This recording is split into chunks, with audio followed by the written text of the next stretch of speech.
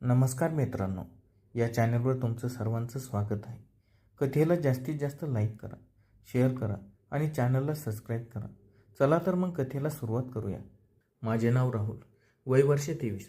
College संपून नुकतीच शहरातल्या एका प्रायव्हेट कंपनीत IT डिपार्टमेंटमध्ये नोकरी लागली होती. तसंच पाहायला गेलं तर आयुष्य अगदी ट्रॅकवर आलं होतं. पण रोजची तीच धावपळ, लोकल ट्रेनचा प्रवास, लॅपटॉपसमोर 9-9 तास बसून काम करणं आणि बॉसची कटकट, या सगळ्यामुळे मनाला कुठेतरी प्रचंड थकवा आला होता. विकेंडला काय करावं हे सुचत नव्हतं. प्रत्येक शनिवार रविवार हा घरात पडून राहण्यात किंवा मोबाईल स्क्रोल करण्यातच निघून जायचा. मला खरंच एका शांततेची आणि काहीतरी वेगळं अनुभवायची गरज होती. अशातच एक शनिवार उजाडला.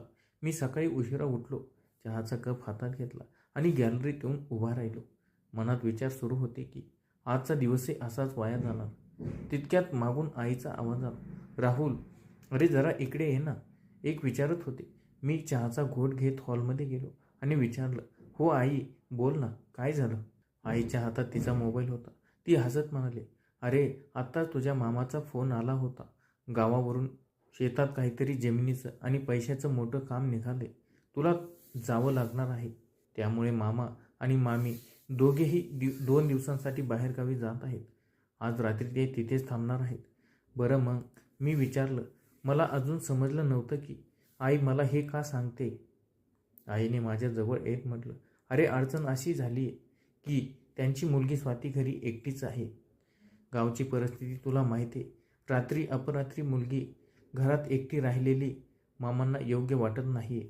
शेजारी पाजारी चांगले आहेत, पण तरीही घरात हक्काचा माणूस असलेला बरा. मामा विचारत होते, राहुलला विकेंडला सुट्टी असेल तर 2 दिवसासाठी पाठवून देशील का? स्वातीलाही सोबत होईल आणि मामांचीही काळजी राहणार नाही. आईचे हे बोलणे ऐकले आणि माझ्या काळजाचा ठोका चुकला. हातातला चहाचा कप जणू काही सेकंदासाठी तिथेच गोठवला. स्वाती माझी मामी बहीण, मामाची एकुलती एक मुलगी. आम्ही लहानपणी उन्हाळ्याच्या सुट्ट्यामध्ये तासनतास एकत्र खेळायचो. विहिरीवर पोहायला जाणं, आंब्याच्या बागेत लपाछपी खेळणं, एकमेकांशी भांडणं, कितीतरी आठवणी मनात दाटून आल्या. पण जसे आम्ही मोठे झालो तसा आमचा संपर्क कमी झाला. मी शहरात शिकायला गेलो आणि ती गावातच कॉलेज करू लागली. गेल्या 2-3 वर्षात आमची साधी समोरासमोर भेटही झाली नव्हती, पण सोशल मीडियावर मी तिचे फोटो पाहायचो. स्वाती आता लहान राहिली नव्हती. ती प्रचंड सुंदर, साधी आणि एका नजरेत कोणालाही वेड लावेल अशी दिसत होती. कॉलेजच्या दिवसापासूनच माझ्या मनात तिच्याबद्दल एक वेगळा कोपरा होता. एक सुप्त आकर्षण होतं, जे मी कधीच कोणाजवळ बोलून दाखवलं नव्हतं. आज अचानक त्या स्वातीसोबत 2 दिवस एकाच घरात राहण्याची संधी मिळणार होती, तीही मामा मामी घरी नसताना. माझ्या मनात आनंदाचा उकळ्या फुटू लागल्या. काय रे, कुठे हरवलास? जमणार आहे का जायला, की ऑफिसचं काही काम आहे? आईने माझ्या खांद्याला हलवत विचारलं. मी स्वतःला सावरलं, चेहऱ्यावरचा आनंद लपवण्याचा प्रयत्न केला आणि अगदी साध्या सुरात म्हणालो, हो आई, चालेल की. तसाही मला शनिवार रविवार सुट्टीच आहे. घरात बसून बोर होण्यापेक्षा गावाला जाऊन येतो. हवा पालट होईल आणि मामाचं कामही होईल. हो, तेच तर म्हटलं. जा, लगेच आवरून घे आणि निघ. दुपारपर्यंत पोहोचशील, आई समाधानाने म्हणाली. मी लगेच माझ्या खोलीत गेलो, बॅग काढली आणि 2 दिवसाचे कपडे भरू लागलो. कपडे निवडताना आज मी खूप विचार करत होतो. कोणती टी-शर्ट चांगली दिसेल, कोणता परफ्यूम मारू. माझं मन एका वेगळ्याच उत्साहाने भरून गेलं होतं. बॅग पॅक करून मी घराबाहेर पडलो. ST बसचा तो 3 तासाचा प्रवास माझ्यासाठी एखाद्या युगासारखा वाटत होता. खिडकीबाहेर झाडे मागे पडत होती. थंड वारा चेहऱ्यावर येत होता, पण माझं लक्ष कशातच नव्हतं. माझ्या डोळ्यासमोर फक्त स्वातीचा चेहरा येत होता. ती आता कशी दिसत असेल? ती माझ्याशी नीट बोलेल का? तिला मी आवडेल का? की ती मला अजूनही लहानपणाचा तो लबाड राहुलच समजेल? माझ्या मनात एकच वेळी अनेक प्रश्न आणि एक अनामी हुरहुर चालली होती. दुपारच्या 12:30च्या सुमारास बस गावाला पोहोचली. मी बसमधून उतरलो आणि मामांच्या घराच्या दिशेने चालत निघालो. गावाकडची ती माती, तो ओळखीचा सुगंध आणि शांतता मनाला सुखावून जात होती. चालता चालता शेवटी मी मामाच्या त्या विस्तीर्ण कौलारू घरासमोर उभा राहिलो. घराभोवती अंगण होतं, त्यात प्राजक्ताचं झाड होतं. सगळीकडे शांतता पसरली होती. मामा आणि मामी सकाळीच निघून गेले होते याची मला खात्री होती. माझं हृदय आता खूप जोरात धडधडू लागलं होतं. मी पायऱ्या चढून वर गेलो आणि लाकडी दरवाजावर हलके 2 टोले मारले. काही सेकंद शांततेत गेले. आतून पैंजणाचा छनछन असा आवाज आला. माझ्या हृदयाची धडधड आणखी वाढली आणि कडी उघडण्याचा आवाज झाला. दरवाजा हळूच उघडला गेला. समोर स्वाती उभी होती. तिला पाहताच माझे शब्द जणू गळ्यातच अडकले.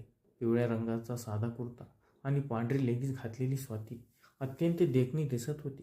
तिचे ओले मोकळे केस तिच्या पाठीवर आणि खांद्यावर रेंगाळत होते, ज्यातून आंघोळीच्या साबणाचा एक हलका सुगंधी वास येत होता. तिच्या कपाळावरची छोटीशी टिकली आणि तिच्या डोळ्यांमधील निरागसता पाहून मी स्तब्ध झालो. ती खरोखरच खूप बदलली होती. आधीपेक्षा कितीतरी पटीने जास्त सुंदर झाली होती. तिने मला पाहिलं आणि तिच्या चेहऱ्यावर एक आश्चर्याचा आणि प्रचंड आनंदाचा भाव आला. तिच्या ओठावर एक उमललेलं हसू आलं, ज्यामुळे तिचे गाल हलकेच फुगले. अरे राहुल, तू? बापरे, मला विश्वासच बसत नाही. स्वातीने आनंदाने जवळपास ओरडतच म्हटलं, हो मीच आहे. ओळखलं नाही का? मी हसत म्हणालो. माझा आवाज थोडा अडखळत होता. असं कसं ओळखणार नाही?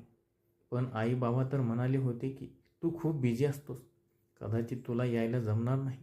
मला तर वाटलं होतं की आजची रात्र मला एकटीलाच काढावी लागणार. खूप छान केलंस रे तू आलास, असं म्हणत तिने मला बाजूला होऊन आत येण्यासाठी जागा दिली. मी घरात पाऊल ठेवलं. मामांच्या घरातली ती जुनी ओळखीची मांडणी तशीच होती, पण आज त्या घरात मामा मामी नव्हते. पुढचे 2 दिवस या घरात मी आणि फक्त स्वाती एकत्र असणार होतो. हा विचार मनात येताच माझ्या शरीरात एक वेगळी शिळशिळी भरून आली. मी माझी बॅग सोफ्यावर ठेवली आणि मागे वळून तिच्याकडे पाहिलं. ती अजूनही माझ्याकडेच पाहत होती. तिच्या डोळ्यात एक वेगळी चमक होती, जी मला एका नव्या प्रवासाची जाणीव करून देत होती. मी सोफ्यावर बसलो तशी स्वाती धावतच आतल्या खोलीत गेली आणि काही वेळातच पाण्याचा तांब्या घेऊन आली. तिच्या हातातील पाण्याचा तांब्या घेताना आमची बोटं एकमेकांना हलकीशी स्पर्श झाली. तो स्पर्श इतका अनपेक्षित होता की माझ्या पाठीतून एक सुळसुळीत लहर निघून गेली. स्वातीनेही लगेच तिची नजर खाली वळवली. हात पाय धुवून घे राहुल, प्रवासाने थकला असेल. मी तोपर्यंत जेवण वाढते. तुला भूक लागली असेल ना, तिने विचारलं. हो ग, सकाळपासून फक्त चहा प्यायलो होतो आणि तुझ्या हाताचे जेवण जेवायला मिळणार म्हटल्यावर मी वाटेत कुठे थांबलोच नाही. मी थोडं हसत म्हणालो. माझं हे बोलणं ऐकून ती आतल्या खोलीत जाता जाता मागे वळून हसली. तिचं ते हसणं काळजात थेट घर करून गेलं. मी बाथरूममध्ये जाऊन फ्रेश झालो आणि जेव्हा बाहेर आलो तेव्हा घरातून वरण भाताचा आणि गरम चपात्याचा खमंग सुवास सुटला होता. आम्ही दोघे किचनमध्ये पाटावर जेवायला बसलो. स्वातीने माझ्या ताटात छानपैकी वांग्याची भाजी, मऊ वरण भात आणि साजूक तूप वाढलं. कशी झाली भाजी? मी पहिल्यांदाच बाबाशिवाय एकटीने बनवली. तिने अगदी उत्सुकतेने माझ्या चेहऱ्याकडे पाहत विचारलं. मी एक घास तोंडात टाकला आणि म्हणालो, अप्रतिम. स्वाती खरंच सांगतोय, शहरातल्या मोठ्या हॉटेलमध्ये अशी चव मिळणार नाही. तू तर सुगरण झालीस ग. माझं कौतुक ऐकून तिचे गाल पुन्हा एकदा गुलाबी झाले. काहीतरीच काय राहुल, तू शहरात राहून खूप बोलायला शिकला आहेस. आधी तर माझ्याशी भांडायचास, आता एकदम शहाण्यासारखा स्तुती करतोयस. वेडी आहेस तू. तेव्हा आपण लहान होतो, आता मोठे झालोय ना, मी तिच्या डोळ्यात पाहत म्हणालो. माझ्या आवाजात एक वेगळाच गंभीरपणा आला होता. स्वातीने माझ्या नजरेला नजर दिली, पण काही सेकंदातच तिने लाजून डोळे झुकवले. आम्हा दोघांनाही जाणवत होते की लहानपणाचा तो बालिशपणा आता राहिला नव्हता. आमच्यात एक तरुण वयाचं निखळ आकर्षण हळूहळू जागा घेत होतं. जेवण झाल्यावर आम्ही दोघे हॉलमध्ये आलो. दुपारची वेळ होती. बाहेर ऊन होतं, पण घरात छान गारवा होता. स्वातीने कपाटातून एक जुना फोटो अल्बम काढला. हे बघ राहुल, आपली लहानपणाची गाढव पावले. ती हसत हसत सोफ्यावर माझ्या अगदी जवळ येऊन बसली. तिने अल्बम माझ्या मांडीवर ठेवला आणि एका मागून एक फोटो दाखवू लागली. ती फोटो दाखवत असताना तिचे मोकळे केस वारंवार माझ्या गालाला स्पर्श करत होते. तिच्या शरीरातून येणारा तो एक वेगळाच उबदार आणि सुगंधी वास मला वेड लावत होता. एका फोटोत आम्ही दोघे लहानपणी नदीकाठावर चिखलात खेळत होतो. बघ ना, तू किती खोडकर होतास. मला उगीचच पाण्यात ढकलून दिलं होतंस तेव्हा. तिने माझ्या दंडावर हलकीशी चापट मारत म्हटलं. आणि तू काही कमी होतीस का? थेट मामांकडे जाऊन चहाडी करायचीस. मी म्हणालो. मी हसलो. अल्बम पाहत असताना जेव्हा आम्ही दोघं एकत्र हसायचो तेव्हा तिची खांदा माझ्या छातीला टेकायचा. त्या प्रत्येक स्पर्शाने माझ्या हृदयाचे ठोके चुकत होते. मनात येत होतं की देव करो आणि हा काळ इथेच थांबून जावो. मामा मामी नसलेले हे घर, ही शांतता आणि माझ्या शेजारी बसलेली ही अप्सरा, सगळं स्वप्नवत वाटत होतं. दुपार उलटून संध्याकाळ झाली. साधारण 5च्या सुमारास बाहेर अचानक आभाळ भरून आलं. उन्हाची जागा काळ्याकुट्ट ढगांनी घेतली आणि सोसाट्याचा वारा सुटला. खिडक्यांची दारं धडाधड वाजायला लागली. बापरे, किती जोराचा वारा सुटलाय, पाऊस येणारे वाटतं. स्वाती सोफ्यावरून उठत म्हणाली. आम्ही दोघे मिळून खिडक्या आणि दारं लावायला लागलो. घराबाहेर झाडांची पानं हवेत उडत होती आणि बघता बघता पावसाचे मोठे थेंब कौलावर पडायला लागले. टप टप आवाज करत पावसाने संपूर्ण गावाला कवेत घेतलं. पावसाळा आणि गावाकडचं वातावरण, यात एक वेगळाच रोमांस असतो. पाऊस सुरू होऊन अर्धा तास झाला असेल, तितक्यात अचानक विजांचा प्रचंड कडकडाट झाला आणि चक्क वीज गेली. संपूर्ण घरात एकदम अंधार पसरला. जुनं कौलारू घर असल्यामुळे आता पुरता काळोख झाला होता. स्वातीचा एक घाबरलेला आवाज आला. स्वाती, घाबरू नकोस, मी इथेच आहे. मी माझ्या खिशातील मोबाईल काढण्याचा प्रयत्न केला, पण तितक्यातच मोठ्या विजांचा आवाजाने स्वाती इतकी घाबरली की तिने अंधारातच धावत येऊन थेट मला घट्ट मिठी मारली. तिने तिचे दोन्ही हात माझ्या पाठीवर आवळले होते आणि तिचं डोकं माझ्या छातीवर होतं. मला तिच्या हृदयाची धडधड स्पष्ट ऐकू येत होती. ती थरथर कापत होती. अंधारात तिची ती घट्ट मिठी आणि तिच्या शरीराची ती ऊब मला एक वेगळ्याच दुनियेत घेऊन गेली.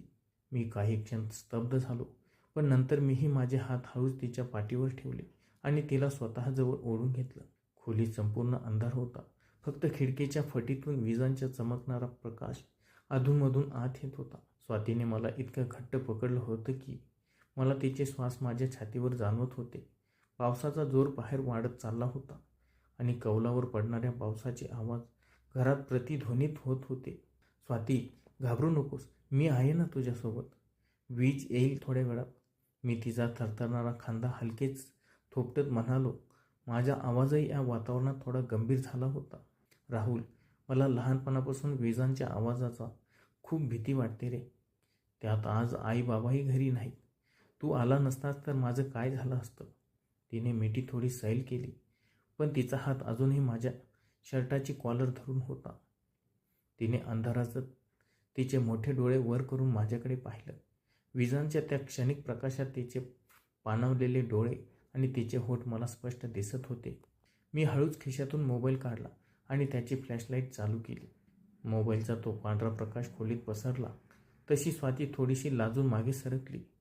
तिचे गाल भीतीने आणि माझ्या जवळ असण्याने लाल झाले होते. तिने तिचे विस्कटलेले केस कानामागे सारले. थांब, मी आधी मेणबत्ती शोधतो. मोबाईलची बॅटरी संपून जाईल, मी म्हणालो. किचनमध्ये देव्हाऱ्याजवळ मेणबत्ती आणि काडीपेटी ठेवली आहे, तिने हळूच सांगितलं. मी किचनमध्ये गेलो आणि मेणबत्ती घेऊन आलो. हॉलमध्ये सोफ्यासमोरच्या टेबलावर मी मेणबत्ती लावली. ती पिवळी मंद ज्योत जशी तेवू लागली तसं संपूर्ण वातावरण बदलून गेलं. तो प्रकाश खूप शांत आणि रोमॅन्टिक वाटत होता. खिडकीतून येणाऱ्या थंड वाऱ्यामुळे मेणबत्तीची ज्योत थरथरत होती आणि स्वाती सोफ्यावर दोन्ही पायांचे गुडघे पोटाशी धरून बसली होती. थंडीमुळे तिचे होठ हलकेच थरथरत होते. मी तिच्या जवळ जाऊन बसलो. खूप थंडी वाजते का? हो, गावाकडे पाऊस पडला की खूप गारठा वाढतो, ती स्वतः आक्रसून घेत म्हणाली. मी शेजारी ठेवलेली एक मऊ चादर घेतली आणि ती आमच्या दोघांच्या अंगावर पांघरली. चादर ओढताना आमचे खांदे एकमेकांना घासले गेले. आता आम्ही दोघे एकाच चादरीत अगदी एकमेकांना खेटून बसलो होतो. तिच्या शरीराची ऊब मला जाणवू लागली. काही वेळ आमच्या शांतता होती. फक्त बाहेर पडणाऱ्या पावसाचा आवाज येत होता. पण ही शांतता अस्वस्थ करणारी नव्हती, तर सुखद होती. राहुल, स्वातीने शांतता भंग करत हळूच श्वास घातली. बोल ना स्वाती, तू शहरात गेल्यावर बदलला असेल असं मला वाटलं होतं. म्हणजे तुला माझ्यासारख्या साध्या गावात राहणाऱ्या मुलीशी बोलायला आवडेल की नाही अशी शंका होती मनात. तिने तिची नजर मेणबत्तीच्या ज्योतीवर खेळून ठेवत म्हटलं. तिच्या आवाजात एक भावनिक आर्तता होती. मी तिचा मऊ हात माझ्या हातात घेतला. तिने हात मागे घेतला नाही, उलट तिची बोटे माझ्या हाताच्या तळव्यात विरघळली. स्वाती, तू असं कसं विचारू शकतेस? मी शहरात कितीही राहिलो तरी माझं मन या गावात आणि तुझ्या आठवणीत अडकलेलं होतं. खरं सांगू, कॉलेजमध्ये असल्यापासून मला तुझा चेहरा खूप आठवायचा, पण भीती वाटायची की मी काही बोललो तर मामांना कसं वाटेल. माझं हे प्रांजळ बोलणं ऐकून स्वातीने तिची नजर मेणबत्तीवरून हटवून थेट माझ्या डोळ्यात टाकली. तिच्या डोळ्यात आता भीती नव्हती, तर एक अथांग प्रेम आणि ओढ दिसत होती. राहुल, मलाही नेहमी असं वाटायचं की माझ्या आयुष्यात कोणीतरी असावं जो मला न सांगता समजून घेईल.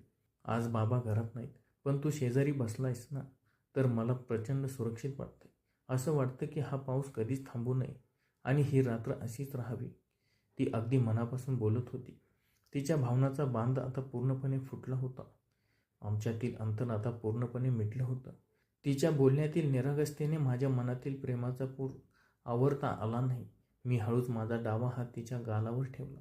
तिचा गाल कमालीचा मऊ आणि उबदार होता. माझ्या हाताच्या स्पर्शाने तिने हळूच तिचे डोळे मिटून घेतले, जणू ती या क्षणाची वाट पाहत होती. मी माझं डोकं तिच्या जवळ नेलं आणि तिच्या कपाळावर एक अत्यंत हळवा, मायाळू आणि ओला मुका घेतला. माझ्या ओठांचा स्पर्श तिच्या कपाळाला होताच तिच्या शरीरातून एक सुखाची लहर धावून गेली. तिने सुस्कारा सोडला आणि तिचे दोन्ही हात माझ्या पाठीवर ठेवून ती पुन्हा एकदा माझ्या मिठीत विसावली. यावेळी ही मिठी भीतीपोटी नव्हती, तर दोन जीवाच्या अतूट प्रेमाची आणि भावनिक ओढीची साक्षी होती. मेणबत्तीची ज्योत शांतपणे जळत होती आणि आम्ही दोघे एकमेकांच्या श्वासात हरवून गेलो होतो. रात्रीचे 11 वाजून गेले होते. बाहेर पावसाचा जोर आता थोडा ओसरला होता, पण पानावरून टपकणाऱ्या पाण्याचा आणि रात्रीच्या शांततेचा एक वेगळाच गुंजराव वातावरणात घुमत होता. हॉलमधील मेणबत्ती आता वितळून संपत आली होती. आम्ही दोघेही सोफ्यावरून उठून आतल्या बेडमध्ये आलो होतो. खोलीत शांतता होती. फक्त खिडकीतून येणारी थंड वाऱ्याची झुळूक आणि आमच्या श्वासाचा एकवान आवाज ऐकू येत होता. स्वाती बेडच्या एका कडेला शांतपणे बसली होती. तिची नजर जमिनीकडे होती आणि ती तिच्या हाताची बोटे एकमेकांत गुंफत थोडीशी लाजत होती. मेणबत्तीच्या शेवटच्या मंद प्रकाशात तिचे ते लाजरं रूप एखाद्या स्वर्गीय अप्सरेसारखं दिसत होतं. मी हळूच तिच्या जवळ गेलो आणि बेडवर तिच्या शेजारी बसलो. मी तिचा डावा हात माझ्या दोन्ही हातात घेतला. तिचा हात थंडीमुळे थोडा गार पडला होता, पण माझ्या स्पर्शाने त्यात पुन्हा ऊब आली. स्वाती, मी अगदी हळू आवाजात तिला साथ घातली. तिने नजर वर न करताच हुंकार दिला. माझ्या मनात तुझ्यासाठी जे प्रेम आहे ते खरं आहे ग, पण तरीही मला वाटतं आपण जे काय करतोय ते चुकीचं तर नाही ना. मामा मामींनी माझ्यावर विश्वास ठेवून मला इथे पाठवलं आणि माझं मन एका बाजूने प्रचंड सुकावलं होतं, तर दुसऱ्या बाजूने त्यात एक हुरहुर होती. माझं वाक्य पूर्ण व्हायच्या आधीच स्वातीने तिचा दुसरा हात माझ्या ओठांवर ठेवला. तिच्या मऊ बोटांचा स्पर्श माझ्या ओठांना झाला आणि माझे शब्द तिथेच थांबले. तिने तिचे मोठे भाऊक डोळे थेट माझ्या डोळ्यात रोखले. राहुल, काहीच बोलू नकोस. आजच्या रात्री कोणताही विचार करायचा नाही. हा चुकीचा किंवा बरोबरचा खेळ नाही. माझ्या मनात तुझ्याबद्दल काय भावना आहेत हे मला आज पूर्णपणे समजलंय. जेव्हापासून तू शहरात गेलास तेव्हापासून माझं मन फक्त तुझी वाट पाहत होतं. आज आपण एकत्र आहोत कारण देवही आपली भेट घडवून आणू इच्छित होता. आज मला फक्त तुझ्या मिठीत राहायचं आहे. स्वातीचे हे शब्द तिच्या मनाच्या कोपऱ्यातून आले होते. तिच्या आवाजात कसलाही संकोच नव्हता, तर फक्त आणि फक्त माझ्यावरचा अथांग विश्वास होता. तिच्या या शब्दांनी माझ्या मनातील सगळी भीती, सगळी अस्वस्थता क्षणात दूर पळून लावली. मी तिचा तो हात माझ्या ओठांवर हटवला आणि तिच्या हाताच्या तळव्यावर एक घट्ट चुंबन घेतलं. स्वातीच्या चेहऱ्यावर एक तृप्त हसू उमटलं. मी हळूच पुढे झालो आणि तिचे मोकळे केस तिच्या चेहऱ्यावरून बाजूला केले. आमचे श्वास आता एकमेकांना भिडत होते. मी माझी नजर तिच्या ओठांवर खेळवली. स्वातीने संमती दिल्यासारखे आपले डोळे हलकेच मिटून घेतले. मी माझे होठ तिच्या ओठावर टेकवले. तो एक अत्यंत हळूवार, भावनिक आणि शांत चुंबनाचा क्षण होता. त्या एका स्पर्शात आम्ही दोघांनी जगभरातलं सगळं प्रेम ओतलं होतं. स्वातीने तिचे दोन्ही हात माझ्या गळ्याभोवती घट्ट आवळले होते. त्या शांत आणि धुंद रात्री मामाच्या घरी कोणीही नसताना आम्ही दोघांनी एकमेकांच्या प्रेमात स्वतःला पूर्णपणे झोकून दिले. ते केवळ दोन शरीराचे जवळीक साधन नव्हतं, तर दोन जीवाचं, दोन मनाचं एक सुंदर भावनिक मिलन होतं.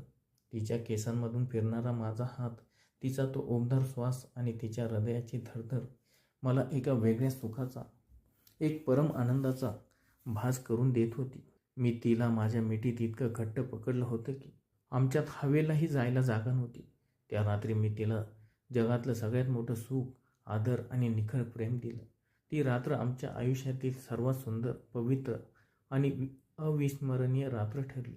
सकाळी जेव्हा पूर्वेला सूर्य उगला आणि खिडकीतून कोवळं ऊन खोलीत आलं, तेव्हा संपूर्ण खोली एका वेगळ्याच प्रकाशाने उजळून निघाली होती. मी डोळे उघडले तर स्वाती माझ्या कुशीत अगदी लहान बाळासारखी शांतपणे झोपली होती. तिच्या चेहऱ्यावर एक कमालीचं समाधान आणि सुखाचं तेज स्पष्ट दिसत होतं. माझ्या हालचालीने तिचीही झोप मोडली. तिने तिचे पाणावलेले पण हसरे डोळे उघडले आणि समोर मला पाहताच ती लाजून माझ्या छातीत तिचे तोंड लपून लागली. गुड मॉर्निंग स्वाती, मी तिच्या डोक्यावरून हात फिरवत म्हणालो. Good morning Rahul, thank you so much. काल रात्री तू मला जे प्रेम आणि जे सुख दिलंस ते मी आयुष्यभर कधीच विसरणार नाही. मला खूप भाग्यवान वाटते. तिने छातीवरून डोके वर काढत माझ्या डोळ्यात पाहत म्हटलं. बेडी आहेस तू, भाग्यवान तर मी आहे, जी मला तुझ्यासारखी सुंदर आणि मनाची स्वच्छ मुलगी मिळाली. आता हे नातं आयुष्यभराचं आहे. स्वाती, मी लवकरच आईबाबाशी बोलेन आणि मामाकडे तुझा हात मागेन, मी तिचं कौतुक करत म्हटलं. माझं हे बोलणं ऐकून तिचा आनंद गगनात मावेनासा झाला. दुपारच्या सुमारास मामा आणि मामी तालुक्यावरून परत आले. नेहमीप्रमाणे मामाने घरात पाऊल ठेवले. त्यांना रात्री काय घडलं याची पुसटशीही कल्पना नव्हती. पण आमच्या दोघांच्या नजरा जेव्हा एकमेकांना भिडायच्या तेव्हा आमच्यात एक वेगळंच गुपित आणि एक अतूट नातं तयार झाल्याची जाणीव आम्हाला व्हायची. मामा घरी नसताना सुरू झालेली ही प्रेमाची कहाणी आता एका सुंदर भविष्याकडे वाटचाल करत होती. माझ्या प्रिय मित्रांनो, कशी वाटली राहुल आणि स्वातीची अत्यंत भावूक, रोमॅन्टिक आणि हृदयाला स्पर्श करणारी प्रेम कहाणी? जर तुम्हाला ही कथा मनापासून आवडली असेल तर व्हिडिओला एक लाईक नक्की करा. आणि हो, अशाच नवीन सुंदर आणि कौटुंबिक प्रेमकथा ऐकण्यासाठी आपल्या चॅनलला सबस्क्राईब करा आणि बेल आयकॉन दाबायला विसरू नका. धन्यवाद.